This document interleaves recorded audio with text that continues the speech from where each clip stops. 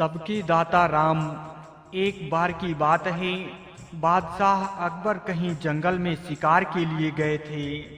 साथ में बहुत आदमी थे, पर दैव योग से जंगल में अकेले भटक गए। आगे गए तो एक खेत दिखाई दिया। उस खेत में पहुंचे और उस खेत के मालिक से कहा, हे भैया, मुझे भूख और प्यास बड़ी जोर से लगी है, तुम कुछ खाने पीने को दे दो, मैं राज्य का आदमी हूँ। उसने कहा, ठीक, आप हमारे तो मालिक ही हो। ये कहकर उसने भोजन करा दिया। खेत में गन्ना था, गन्ने का रस पिला दिया, आराम करने के लिए खटिया बिछा दी। इससे बादशाह बहुत राजी हुआ। उसको ऐसा लगा कि ऐसा बढ़िया शरबत मैंने कभी नहीं पिया। जंगल में रोटी भी बड़ी मीठी लगती है, फिर जंगल में भूख लगी हुई है।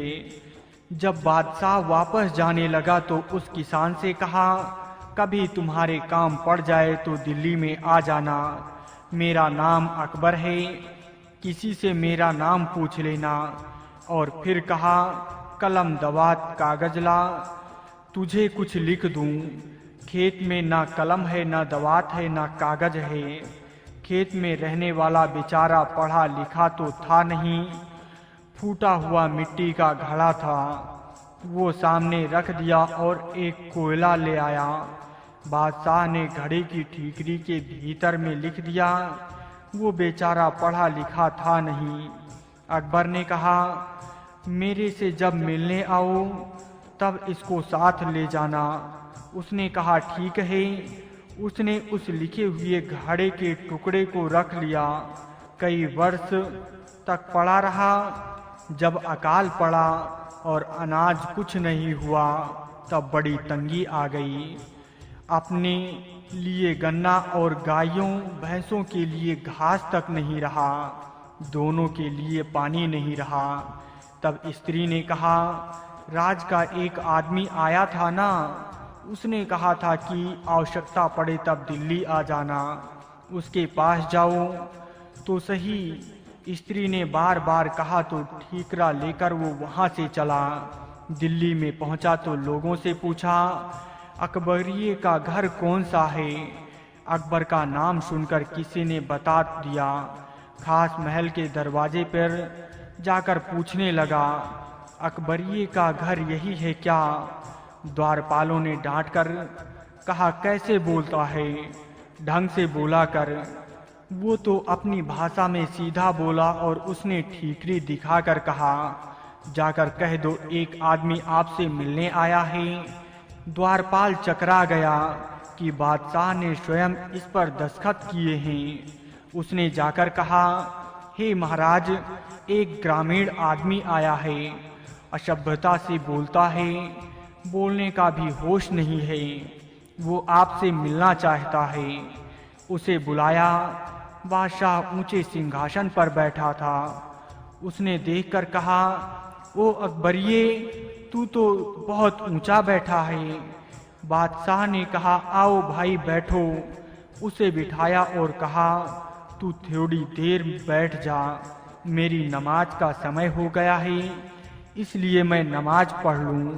अब किसान देखता है कि उसने कपड़ा बिछाया और वो उस पर उठता है बैठता है। अकबर ने जब नमाज पढ़ ली और आकर बैठा तो उस किसान ने पूछा, ये क्या कर रहे थे। बादशाह ने जवाब दिया, परवरदिगार की बंदगी कर रहा था। किसान ने कहा, मैं तो समझा नहीं। तो कहा, ईश्वर है ना, यानी उस परमात्मा की हाजिरी भर रहा था। कितनी बार करते हो? 5 बार। 5 बार उठते बैठते हो क्यों? जिसने इतना दे रखा है उसकी हाजिरी भरता हूँ। मैं तो एक बार भी हाजिरी नहीं भरता, फिर भी सब दे रखा है और दे रहा है। तुम्हें 5 बार करनी पड़ती है। अच्छी बात, जय राम जी की। अब मैं जाता हूँ। ऐसा कहकर जाने लगा तो पूछा कि क्यों आया था। मेरी स्त्री ने कहा था कि तुम दिल्ली जाओ, तब आया और यहाँ तुमको देखा। कि तुम 5 बार नमाज पढ़ते हो। जब आपको परमात्मा से मिला तो अब आपसे मैं क्या लूं? मुझे कुछ नहीं करना पड़ता है तो भी वो परमात्मा मुझे देता है। अब तेरे से क्या लेना? अरे भैया, तुझे जो चाहिए सो ले ले। बादशाह ने कहा, नहीं, इतनी मेहनत से तुम्हें मिली हुई चीज मैं मुफ्त में कैसे ले लूं? ऐसा कहकर अपने घर चला आया। स्त्री ने पूछा, क्या हुआ? उसने कहा, अपने प्रभु को याद करो, जो सबका मालिक है वही सबको देता है। वो हमारा, उनका सबका मालिक है, उसमें कोई पक्षपात नहीं है। वो सबका है तो हमारा भी है।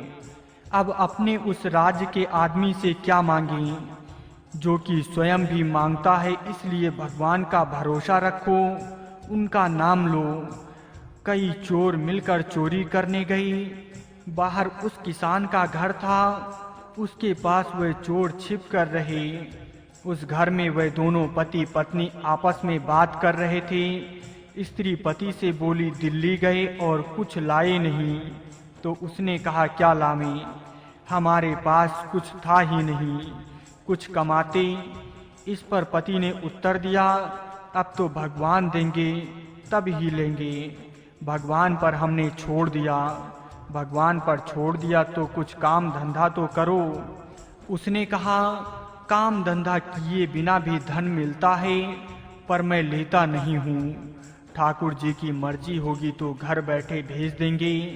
इस प्रकार स्त्री पुरुष आपस में बातचीत कर रहे थे। उसने अपनी स्त्री को धीरज बंधाते हुए कहा, अब वर्षा भी हो गई है, खेती करेंगे, सब काम ठीक हो जाएगा, कोई चिंता की बात नहीं है। मैं तो भगवान के भरोसे रहता हूँ, मैं लेता नहीं हूँ। भगवान के देने के बहुत तरीके हैं, छप्पड़ फाड़ कर देते हैं। उसने कहा, सुन, आज की ही बात बताऊं। मैं नदी के किनारे गया, नदी में बाढ़ आ गई, पानी बहुत बढ़ गया, जिससे किनारा कट गया। वहां सोच जाकर हाथ धोने लगा तो मेरे को दिखा वहां कोई बर्तन है, ऊपर से रेत निकल गई थी और ढक्कन दिया हुआ था, एक चरु पड़ा था। उसको मैंने खोलकर देखा तो उसमें सोना चांदी असरफियां भरी हुई थीं, बहुत धन था। मैंने विचार किया कि अपने को तो ये लेना नहीं, ठाकुर जी स्वयं भेजेंगे तब लेंगे, पता नहीं ये किसका है। इसलिए ढक्कन लगाकर मैं वापस आ गया। स्त्री ने पूछा, वो कहाँ पर कौन सी जगह है? तो उसने सब बता दिया कि ऐसे वहाँ एक जाल का वृक्ष है, उसके पास में है। चोर इनकी बातों को सुन रहे थे। उन्होंने सोचा कि ये किसान तो पागल है, अपने तो वहीं चलो और कहीं चोरी करेंगे तो कहीं पकड़े जाएंगे, धन वहाँ मिल ही जाएगा। वे वहीं गए जहाँ किसान ने हाथ धोए थे। ढक्कन ढकते समय उस किसान से कुछ भूल हो गई थी, ढक्कन कुछ खुला रह गया।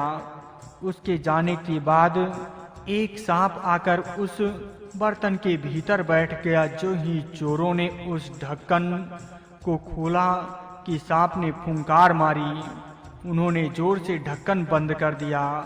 अब चोरों ने विचार किया कि उस किसान ने हमको देख लिया होगा, हमें मारने के लिए ही उसने ये सब बात कही थी। इस चरु में न जाने कितने जहरीले सांप बिच्छू हैं, इस चरु को उसके घर में ही गिरा दो, जिससे ये सांप बिच्छू उनको काट कर मार देंगे। अब इस चरु को बांधकर उसी किसान के घर ले गए। वे दोनों सो गए थे। उन चोरों ने छप्पर फाड़कर चरु उल्टा कर दिया, जिससे सारा माल घर में गिर गया और स्वयं वे भाग गए।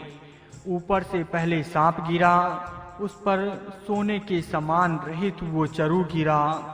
इससे सांप तो वहीं दबकर मर गया। इस प्रकार भगवान छप्पड़ फाड़ कर देते हैं। सवेरे जब दोनों जागे और घर में देखा तो धन का ढेर लगा हुआ है। अब किसी से क्यों मांगें? भगवान किस तरह देते हैं इसका पता ही नहीं लगता। जो भगवान का भरोसा रखता है वो कभी भी खाली नहीं जाता। भूखा रह सकता है, नंगा रह सकता है, लोगों में अपमान हो सकता है, परंतु उसके मन में दुख नहीं हो सकता। जो भगवान पर पूरा भरोसा रखता है वो हर हालत में प्रसन्न रहता है।